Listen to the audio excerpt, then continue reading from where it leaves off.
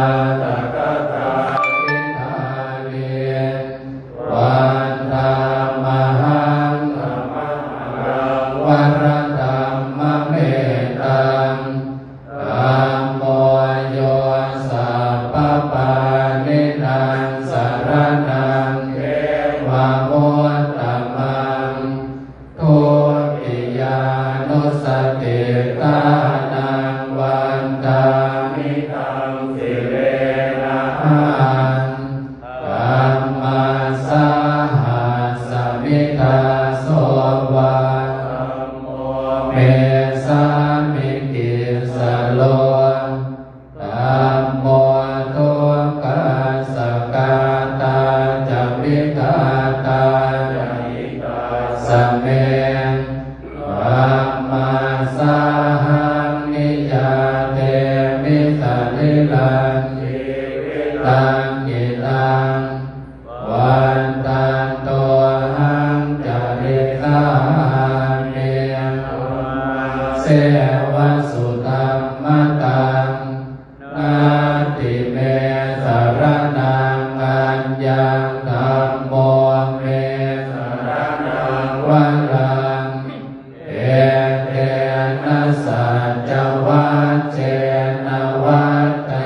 ยังสัตุสัสสะเนธัมมังเมวันธัมมาเนนะยังปุญญังปัสสุทังกิตังสัพเพปิหันตรายาเมมะเหสุตัสสะเตจัสสะจายวะเจตัสสาวาธัมเมกุกัมมังปะกตังมยายังธัมโมปฏิกัณนาตุกัตยันตังกาลันตะเรสังวริตุงวัตัมเม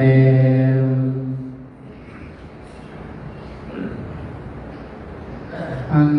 ดามัยยังสังกานุสตินยังกโรมาเส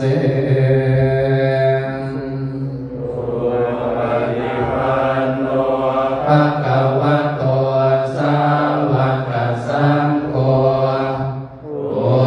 สุปฏิปันโนภะคะวะโตสา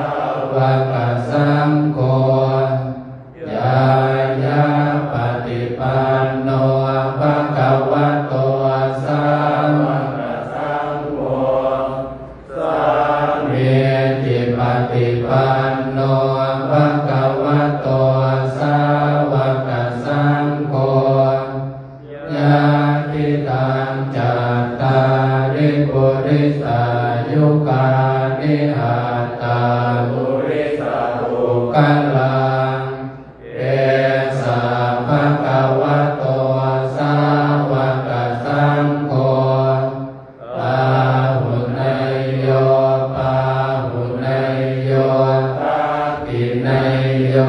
อัญชลีกรณิโยอนุตตรังปุญญังเอตังโลกัสสติอันนามัยยังสังกาภิกิติงกโรมาเสโจสุปฏิปันติคุณาติยุตโตโยธาคิโก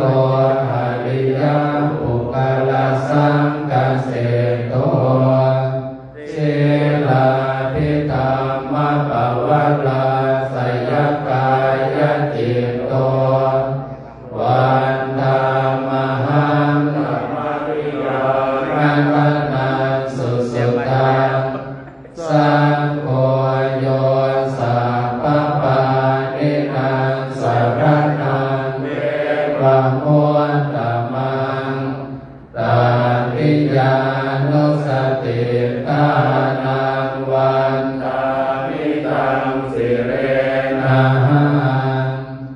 สังฆัสสะหัสสมิตาโสวาสังโฆเมสามิกิสโลสังโฆทุกขัสสะกตาจาริตาตาจาริตาสัมเมสังกัสสะหังนิยาเตมิสาริลังชีวิตันติตังวันตันโตหังจาริสามิสังกัสโสปฏิปันนตังนาติเมสารนังอัญญังสังโฆเมสารนังวะลังเอเตนะสัจจวัชเชนะวั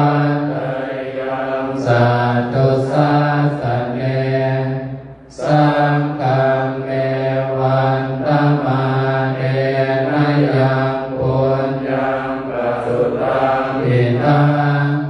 สัพเพปิหันตรายาเมมะเรสุตัสสะเตจัสสังกายเยนวาจายวเจตสาวาสังเกขุกัมมังปะกตังมยายังสังโฆปฏิกันนาตุกตยันตังกาลันตะเลตังวริตุงวัสสังเข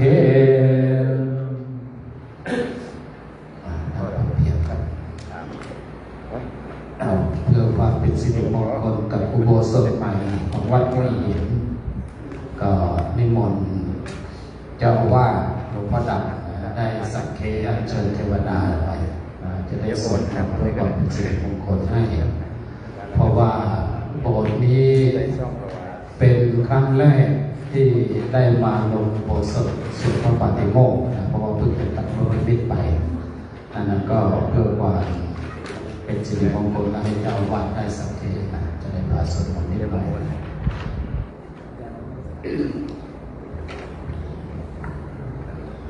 สลัดสังสเสนังกัพันยุนารินตังปริตานุภาโวสัทธารักขาตุติอริตวานเมตังสเมตาปะทันตาอาวิจิตาจิตาภริตังพนันโตสัพเพกะเมจารุเปคิริติขารตเตจันตริเอวิมาเลอิเประเทตะคาเมตโรนาคาหาเนเคหาวัตุเกเตอุมมาจยันตุเทวาสราธราวิตเมยังอาคันตาพนาคามอิสันตาสันติเกยังมุนีวรวัจนังกาภูเมตุนันตุธรรมัตถวนาคาโรอายัมปะทันปาธรรมัตถวนาคาโรอายัมปะทันตาธรรมัตถวนาคาโรอายัมปะทันตา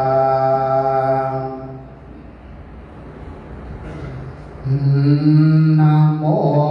ตัสสะภะคะวะโตอะระหะโตสัมมาสัมพุทธัสสะนะโมตัสสะภะคะวะโตอะระหะโตสัมมาสัมพุทธัสสะนะโมตัสสะภะคะวะโตอะระหะโตสัมมาสัมพุทธัสสะพุทธังสรณังกัจฉามิธัมมังสรณังกัจฉามิสังฆังสรณังกัจฉามิทุติยัมปิพุทธังสรณังกัจฉามิทุติยัมปิธัมมังสรณังกัจฉามิทุติยัมปิสังฆังสรณังกัจฉามิทุติยัมปิพุทธังสรณังกัจฉามิตติยัมปิธัมมังสรณังกัจฉามิตติยัมปิสังฆังสรณังกัจฉามิสัมพุทเทนะตะเวสัญจตวานสัญจสหัสเกปัญจสัตตสหัสานินามามิสิรสาอหังเตสังธัมมัญจสัง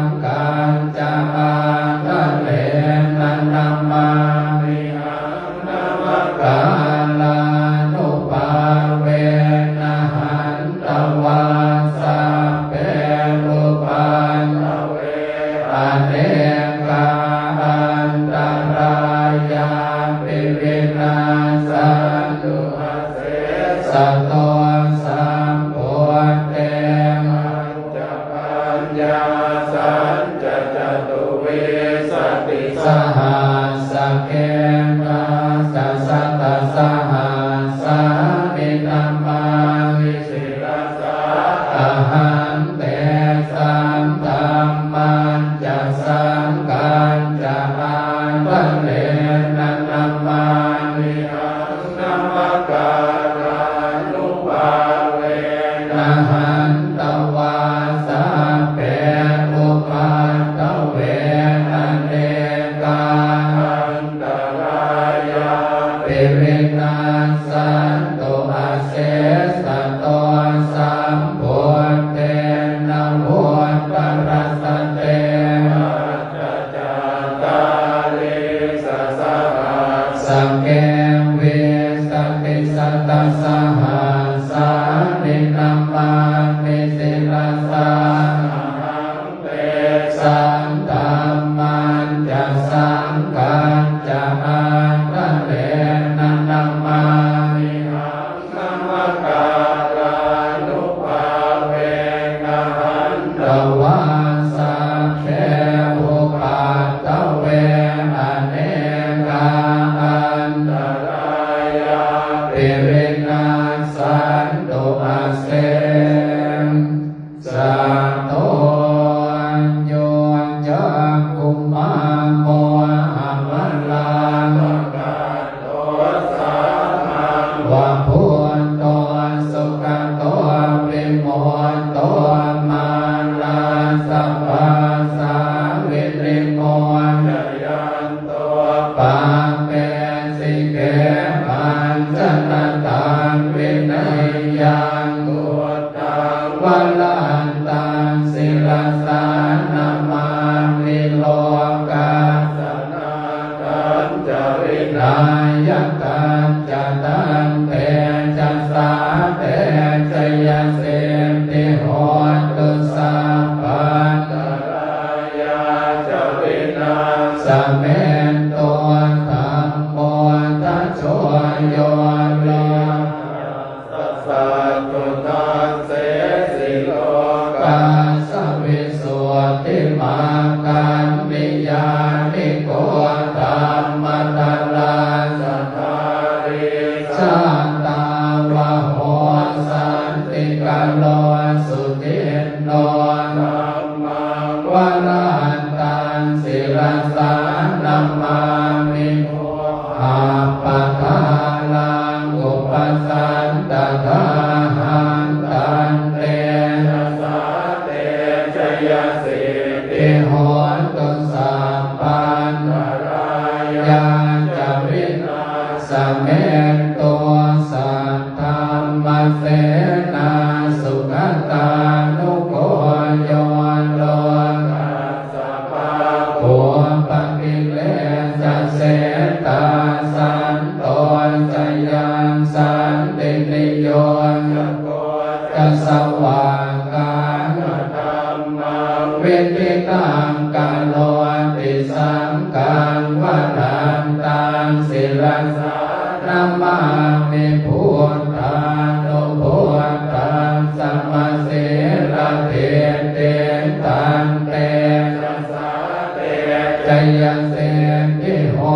ตุสัพพันตรายาจวินาสเมนตัวนะโมอะระหะโตสัมมาสัมพุทธัสสะมะเหสิโตนะโมโหตัมมะธัมมัสสะสวากาตังเสวะเตนิทันนะโมมหาสังฆัสสะปิวิสุทธิรติติโนนะโมโอมาตยา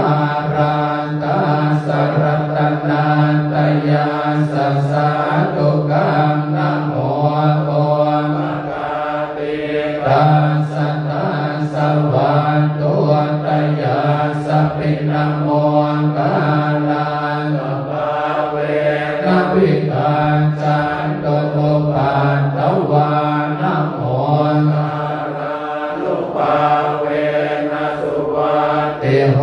ตุสัพพทานะโมกาลังเตเจนะวินิโหเมเตจวั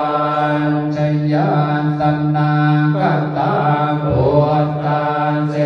ตวามาสวานานันจตุสัจจะสัพพังลัสสังเตปิเวสุนันลังสัพพะตันตังกาลังไตโยพุทธาอาดเวสตินายกาสัพเพ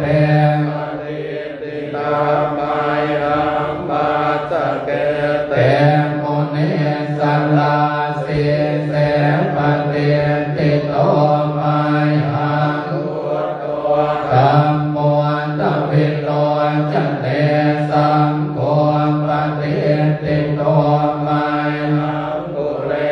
สัพพะคุณังกโนอันตเยเมอนุโรธสาเรโกนโตจะทำกิเลสก่อนนั้นยอมเป็นติภาคาสเมงโมกันลายโนจะว่าบังเกตังกิเลสสวรรค์เลมายหันตาสุขานันตราโอโลกาสะโพจัมมหานาโมอุปาสุงามโสตะเกสันโตเป็นติภาคาสเมงสุริโยวัปปังกโรนิสินโนสิริสัมปันโนโสภิโตมุนิภูมิกโวกุมาลกาสโพเทโรมเหเสเจตวาตโกโสมัยหังวัตเนนิจังปฏิภาสิกุณากโรปุณโนหังกุลิมาโนจะอุปาเลนันทสิวะเรเกลาปัญจอิเมจาตานาลาเตสิกกามะเสสะสิติมหาเตนาวิสิกาจินสาวกาเอเตสิติมหาเตราสิกวันโตสิโนลัสสะจัลลันตาสิลเตเจนะมังกมังเกสุสันติการตนังปุระโตอาสิกากิเลเมตตาสุตตะการปัสสะโตอาสิวะเมอังคุลิมาโลกันตโมระปะริตัญจาตานาติยสุตตะการกาเสสันนังปาสิเสสาปากาลสัญจิตาจินานานา สัญโยตาสัตตาปากาลลังกตาวาตาปิตานิสัญจาตาภาหิลัญจันตุปันตวาเสสาวินัยยันตุอนันตจินเตจัสสาวะสะโตเมสกิเจนะสัตตาสัมโพจินปัญจรมันจังปิวิหารันตังมหิตาเลสัตตาปาเลตุมังสัพเพเตมหาปุริสาสัพพะเอเจวะมันโตสุโกโตสุรังโกจินานุภาเวนะจิตุปัฏฐโวธัมมานุภาเวนะจิตาริสังโฆสังฆานุภาเวนะจิตันตรายโยสัทธา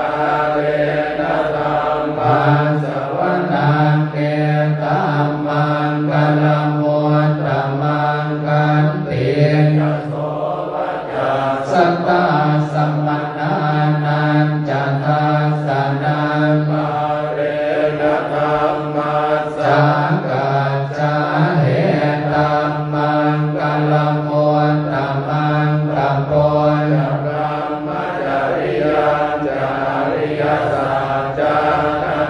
สสะนังนิพพานัสสัจจิกิริยาจะเหตัมมังกัลมุตตมังพุทธัสสะโลกธัมเมหิติตัญญาสนังกัมปติระโสกังวิราชังเขมังเข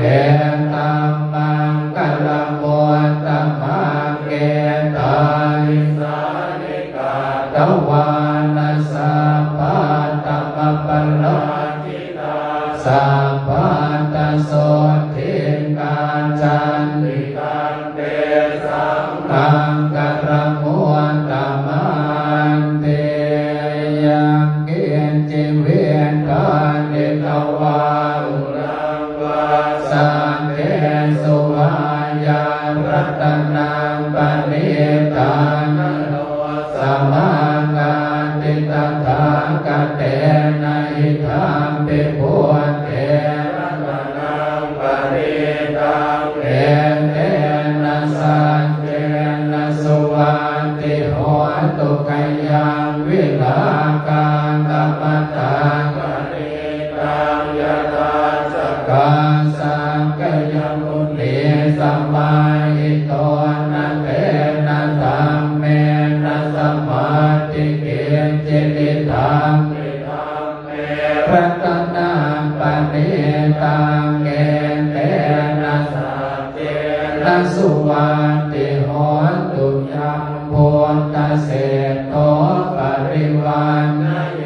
สุติสัมมาทิมานันตริกัญญมาหุสัมมาทินาเตนะสัมโมนะเวจตินิธัมปิธัมเมรัตนังปณิตังเกเตนะสัจเจนะสุวันติโหตุเยปุกัลลาอัตถสัทธาปัสสานาจัตตานิเอตานิยุกานิโหติเตตาติเนยาสุปตาสัสสะวังกาเหเตสุทินนานิมหาปัลลานิอิทัมปิสังเกรัตนังปณิตังเกเตนะสัจเจนะสุวัตติโหตุเยสุปโยตามนัสสาการเนนะนิยามิโนโกตมัสสาสนาปิเตปาติปัตตาธรรมตังวิกายหาลันตังมุทาเนปุเตนปุญจมานาหิตังปิสังเกรัตนังปณิตังเกเตนะสัจเจนะสุวันติโหตุทินังปุรานังนวังนาติสัมภวังวิราตเจตายติเกปวาสมิงเตเกนันติจาวิรุณิจันตานิปันติติรายตายังปฏิโกนิธัมปิสังเกรัตนังปณิตังเกเตนะสัจเจนะสุวัตติโหตุเมตัญญสัพพะโลกัสสมิงมานะสัมภาวะเยนะปริมาณังโกตังกัตโตจัตติริยานจะสัมปัสสังกเวนังกัสสะปันตังเตตันตรังเนเสโนวาสยานโนวายาวัตตาสวิกา